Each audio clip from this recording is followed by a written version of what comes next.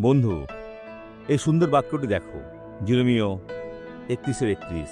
দেখো, সেই দিন আসছে, প্রভু বলছেন, যখন আমি ইসরায়েল ও জিহুদার লোকেদের সঙ্গে একটি নতুন চুক্তি স্থাপন করব। এখন এখানে সেরা অংশ কি? সেরা অংশ হলো যে তিনি আমার সাথে প্রতিদিন একটি নতুন চুক্তি স্থাপন করতে চান। যখন আমি বাইবেল পড়ি এবং কোনো বাক্য আমার হৃদয় স্পর্শ করে, তখন ঈশ্বর আমার জন্য এটিকে জীবন্ত করে তোলেন। এটা ঠিক একটি চুক্তি, আমি অবিলম্বে এটি গ্রহণ করি। ঈশ্বরের সাথে আমার ইতিমধ্যেই অনেক ব্যক্তিগত চুক্তি আছে। যিশু তার নিজের রক্ত দিয়ে যে নতুন চুক্তি করেছিলেন তার মধ্যে। আসলে সমস্ত প্রতিশ্রুতি এই চুক্তির অংশ। কিন্তু ঈশ্বরকে কথা বলতে দিন এবং আপনার হৃদয়ে তা জীবন্ত করে তুলুন। এখন আমি তার কাছে প্রার্থনা করব যেন তিনি আপনার হৃদয়ে এই প্রতিশ্রুতি পুনর্জীবিত করেন।